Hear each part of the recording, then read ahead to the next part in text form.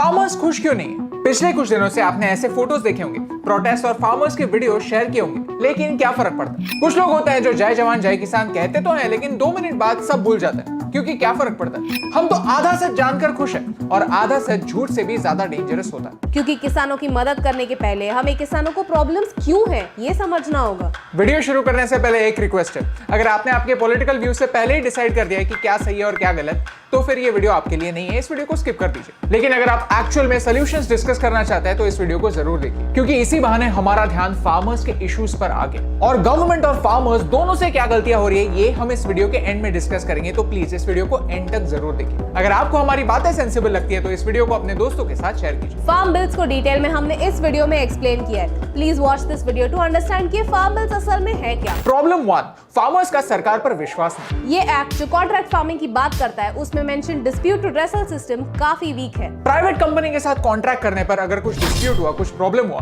तो फार्मर्स को प्रोटेक्शन कैसे मिलेगा? ये एक बड़ा लूपहोल, क्योंकि इस एक्ट में सिर्फ इतना ही कहा है कि कोई भी dispute sub divisional magistrate resolve करेगा। ये एक काफी वीक प्रोविजन है जिसे कॉर्पोरेट्स एक्सप्लॉइट कर सकते हैं और फार्मर्स को इस बात का डर है। रिजल्ट्स की फसल आने से पहले ट्रस्ट के बीज बोना जरूरी है। उसके लिए हम क्या कर सकते हैं? फार्मर्स को एग्जिस्टिंग लॉज के बारे में बता सकते हैं। कॉन्ट्रैक्ट फार्मिंग में फार्मर्स को कंज्यूमर कोर्ट में प्रोटेक्शन मिल सकता है। सुप्रीम कोर्ट ने इसी साल मार्च के महीने में एक फार्मर वर्सेस कॉर्पोरेट बायर के केस में कहा कि जब एक फार्मर और कॉर्पोरेट एक कॉन्ट्रैक्ट करते हैं जहां एक फार्मर एक कॉर्पोरेट से बीज या सर्विसेज लेकर उनके लिए कुछ उगाता है, तब फार्मर एक कंज्यूमर है और कंज्यूमर कोर्ट में जा सकता है। सुप्रीम कोर्ट का एक decision law of the land होता है जो हर किसान की ताकत बन सकता है। फॉर एग्जांपल, अगर कल कोई फार्मर पोटैटो चिप्स ग्रो करने के लिए एक स्पेसिफिक साइज के पोटैटोस उगाने का कॉन्ट्रैक्ट किसी कंपनी के साथ करता है और वो कंपनी कॉन्ट्रैक्ट ब्रीच करती है, तो कंज्यूमर कोर्ट भी फार्मर्स की बात सुनेगा। ये किसानों के लिए एक बड़ी विक्ट्री है। आज सरकार कहती है कि फार्मर्स अपनी demands clause by clause explain करें।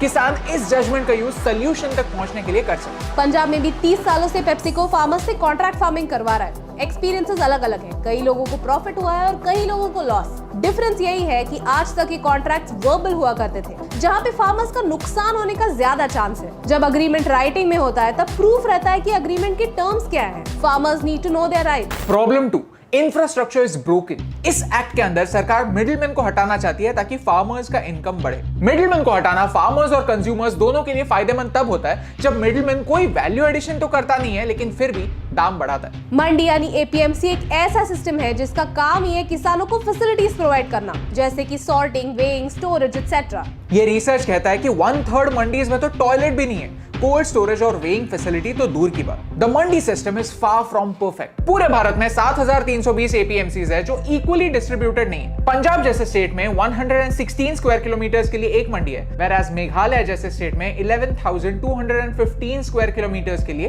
एक मंडी।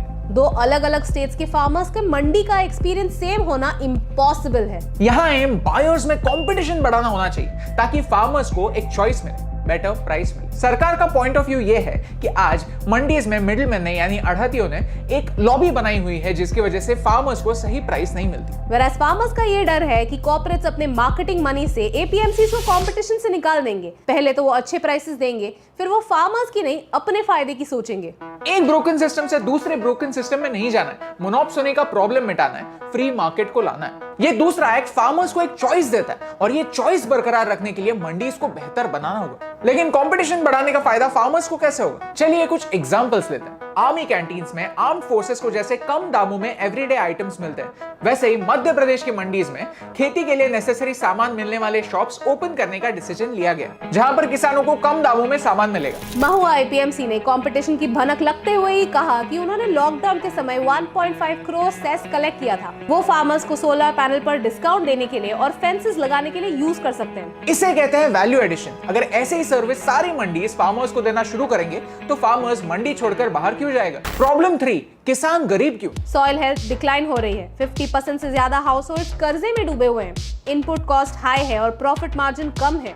ऐसे सारे प्रॉब्लम्स ये 3 एक्ट्स एड्रेस ही नहीं करते, क्योंकि ये लॉ सिर्फ मार्केटिंग के बारे में है, प्रोडक्शन के बारे में नहीं। किसानों का इनकम बढ़ाने के लिए हमें क्रॉप डाइवर्सिफिकेशन करना होगा और ये हम नहीं, आरबीआई भी कहती है और ये भारत में ऑलरेडी हो रहा है। बिहार की बीना देवी का एग्जाम्पल ले लीजिए। उन्होंने मशरूम फार्मिंग और ऑर्गेनिक फार्मिंग की ट्रेनिंग ली।